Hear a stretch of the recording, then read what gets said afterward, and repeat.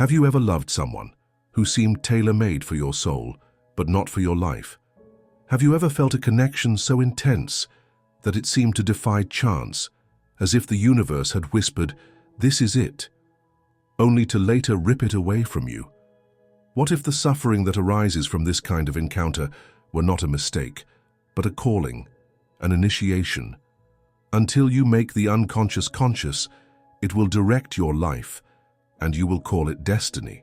Carl Jung said, "We all at some point encounter someone who seems to have been sent by something greater, someone who awakens in us emotions that were dormant, dreams that were forgotten, wounds that were hidden, and yet this person doesn't stay, can't stay, and what's left is a void full of meaning." This video is for those who have experienced this kind of pain that has no name, but has depth. For those who have loved in silence, for those who have wondered, why give me this if it couldn't be mine? Let's explore together what Jung called synchronicity, and why some people come into our lives not to stay, but to reveal who we really are. Get ready, because it will hurt, but it will also set us free. Music. It's strange when this happens. A look, a conversation, a light touch, and the whole world seems to slow down.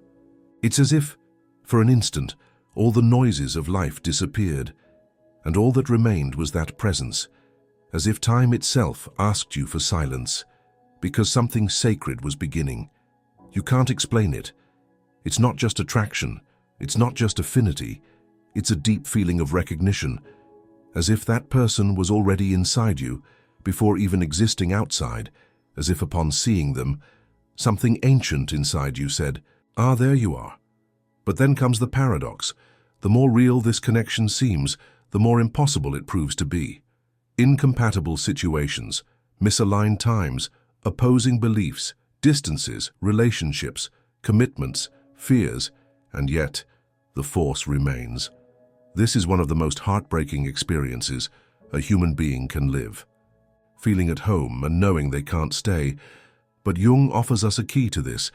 He wasn't just talking about romantic soulmates, he was talking about living symbols of encounters that come from the psyche, not from the logic of events that don't fit conventional explanations, but carry a deep meaning. He called this synchronicity, the moment when something in your inner world aligns with the outer world in a symbolic, non-rational way, as if the universe decided to deliver a message to you in the form of a person. Maybe this someone came to show you that you are still capable of feeling, that your heart still beats and even after so much numbness. Or maybe they came to remind you of something you had lost, your sensitivity, your courage, your hunger for authenticity. And yes, maybe they came to break you, but not out of cruelty or surgical precision, because sometimes the universe doesn't send an angel, it sends a mirror. And facing that mirror can be more painful than any physical separation, because what you see in it is you naked, fragmented, incomplete, and hungry for something that person awakened, but didn't come to satisfy. Many people run away from this type of encounter. They say it's madness, it's illusion, it's lack. But deep down, everyone knows when something is real, when a connection hurts, but also reveals. There are those who spend an entire life without ever feeling this, without ever being undressed by the gaze of another human being who sees beyond the persona and sees the soul. That's why, when it happens, it's almost impossible to ignore, even if it's brief, even if it's impossible. And the pain that comes afterward, that absence that screams, isn't just longing for the other person. It's longing for yourself, for who you became when you were with that person, your most alive, most whole, most transparent version. Their absence is actually the absence of contact with that part of you that was awakened. Impossible love, in this context, is a form of initiation. It's not a mistake to be fixed, it's a rite of passage. It tears you out of your numbness and throws you back into your own story. It says, wake up, look at yourself, see what was asleep. And it hurts, because it's real. But every real wound carries within it a truth, and every truth has the power to transform. Have you ever had the feeling that something was written. That meeting wasn't the result of chance but of a silent conspiracy between time or space and the invisible. Maybe you crossed paths at an unlikely moment, under circumstances too absurd to be ignored, and everything inside you whispered, "This is no coincidence." Jung would call this synchronicity, a profound concept, often misunderstood, that breaks with linear logic and embraces mystery. External events that coincide with internal states in a meaningful way, both without any causal relationship, are like signs of the unconscious, trying to express itself through the material world. Jung saw synchronicity as a bridge between what is outside and what is inside, as if the universe, through living symbols, materialized what already pulses deep within the soul. And the most disturbing thing is that these manifestations don't come to confirm our desires, but to reveal our contradictions. You believe you found the right person, maybe, but what if the universe didn't bring you someone to stay, but to make you happy or to awaken? What if that magical encounter was actually a symbolic response to your deepest state, not a promise of eternity? Synchronicities are like dreams that come to life outside of us. They are encrypted messages from the soul. Think about why certain connections move you so much. Why do you still think about this person months or years later? Why does this bond haunt you out in the silences? The answer is not only in the other, it is in what this other person activated in you. Maybe you were ready to change and didn't know it. Maybe you were emotionally blocked, repeating patterns, living on autopilot. And then the universe throws you a thunderclap, disguised as a familiar face. Someone who makes you feel everything again: fear, desire, vulnerability, hope, shame, love. And even if this person leaves, they have already fulfilled their role. Break the bubble. It is tempting to romanticize this as destiny. The old narrative of soulmates, separated by circumstances, has an almost mythical appeal. But Jung invites us to go beyond romance. He suggests that these synchronicities do not come to validate our fantasies. Rather, they come to us, as if the universe says, "You are ready to grow, so take it." Here is someone who will destabilize you, who will show you what you really seek, that will tear off your emotional shell with the touch of a look. And it is not poetic, it is cruel, it is beautiful, it is devastating. Because synchronicity is not just about beauty, it is about truth. And the truth is almost always scary. How many times have you confused this experience with need? How many times have you tried to control it, to force it to work? How many times have you wondered if you should insist? But the question was never to work out. The question was, what is this trying to show you? Maybe this person was the living embodiment of your search for acceptance, or your fear of abandonment, or your illusion of control, or even your hunger for transcendence. In synchronicity, the person stops being just a person. They become a symbol and an archetype, a living message.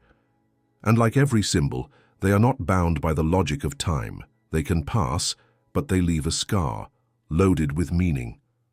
That's why you still think about them, because they became a turning point within your personal narrative. They are linked to the moment. Your soul moved, even if your body remained still.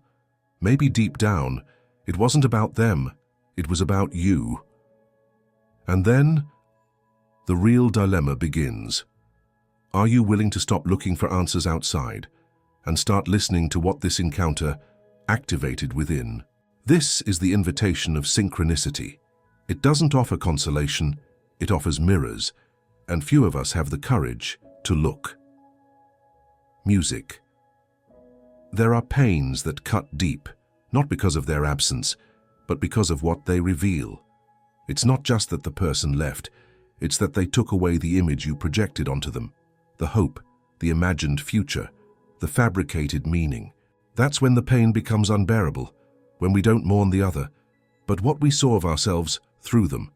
Carl Jung called this the shadow, the dark side of the psyche, where everything we deny, hide, and reject lives. Few things reveal this shadow. like a relationship that makes us tremble. You feel irrational jealousy, an almost childish fear of being abandoned, an obsession that borders on delirium. You know it's an exaggeration, but you can't stop. You feel ashamed for feeling so much. But Jung would tell you, this isn't weakness. It's the unconscious knocking on your door. The person you can't have isn't just an absence, it's a catalyst. It tears off masks you didn't even know you were wearing. It exposes what was hidden behind your self-sufficiency, your hard-built emotional maturity. And what emerges is frightening. Old needs, poorly healed traumas, unresolved desires, parts of you that were frozen in time. Important encounters are planned by souls long before bodies see each other. Paulo Coelho.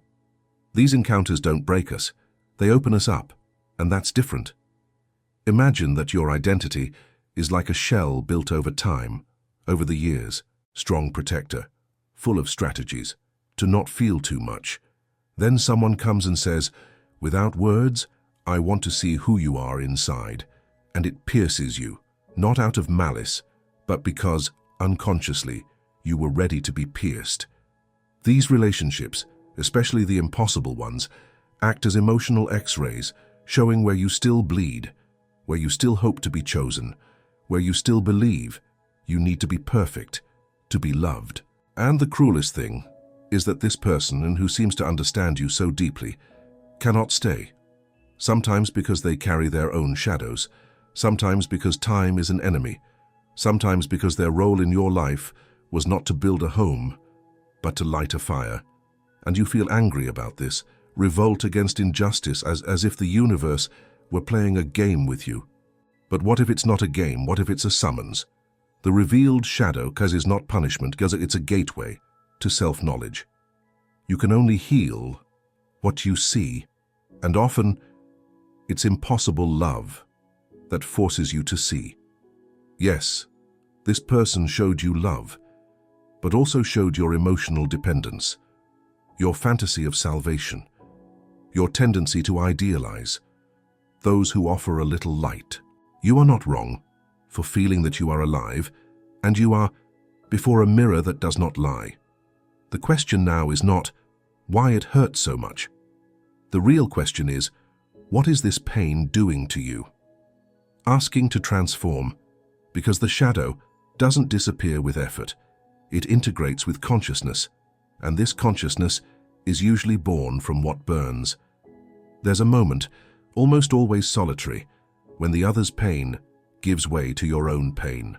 You stop asking why he left and start asking, what did I lose of myself, Andy, by trying to keep him here? This is the beginning of individuation, according to Carl Jung.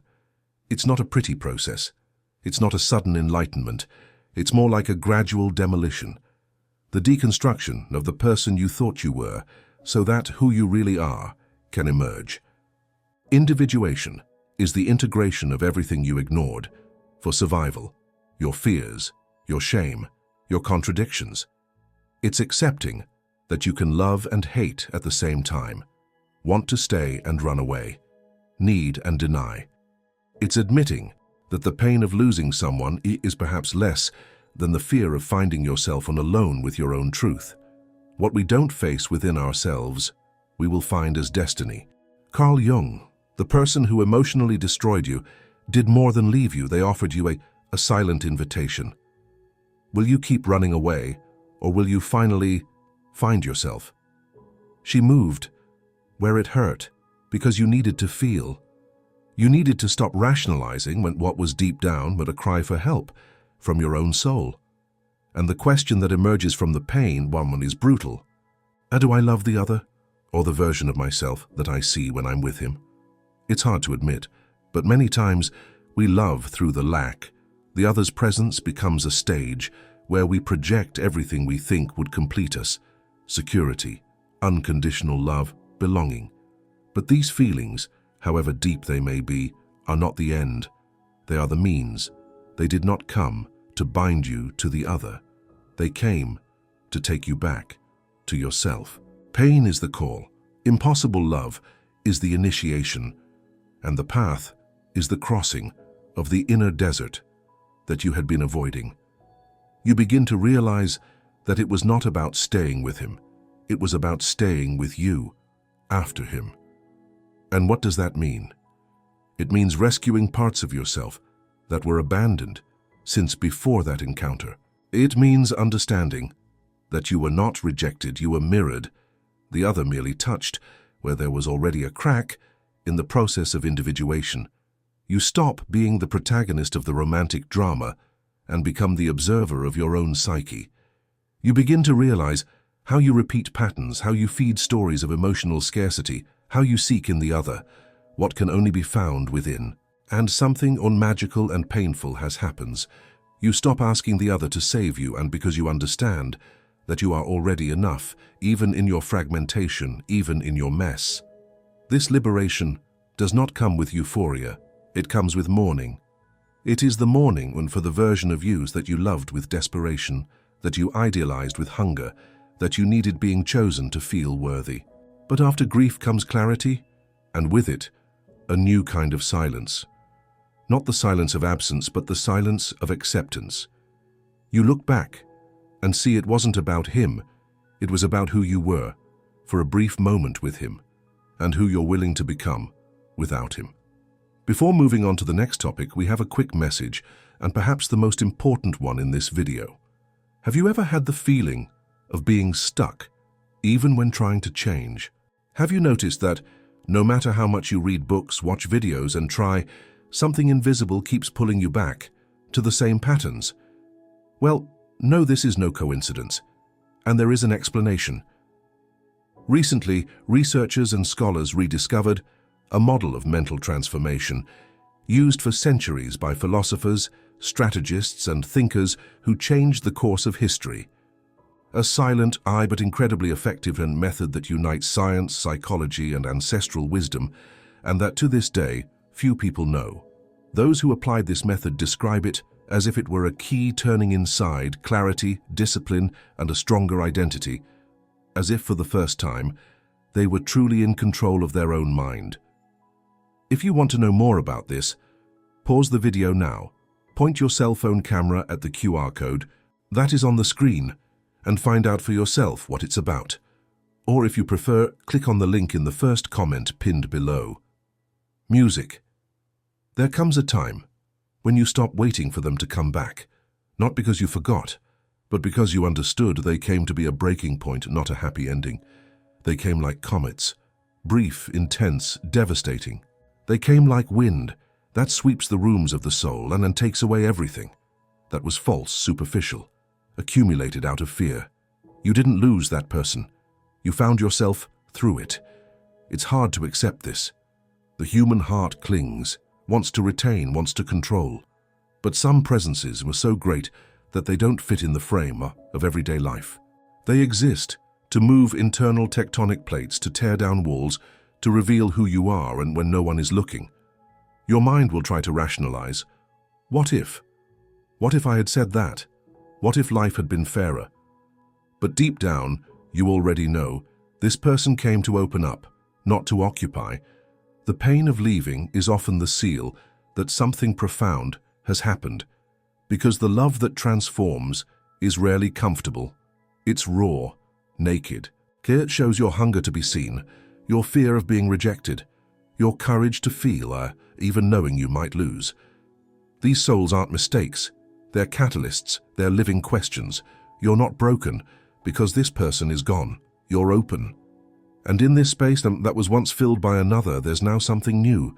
You, with more clarity, with more wholeness, with more courage to face your shadows without needing someone to illuminate them for you.